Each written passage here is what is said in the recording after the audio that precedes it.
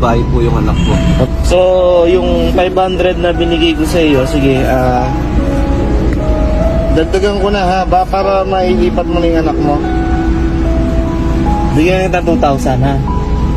Yes po, thank you. Baka kulang yung 500 na binigay ko ito. Bigay ko na kita ng 2,500. Thank you, thank you.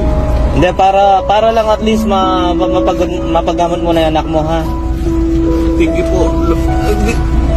Sir, tatanawin kong utang na loob to. Promise ko. Hindi, sabihin ko sa'yo, kumbaga, binigay tayo ng instrumento ni Lord para at least matulungan ka. I will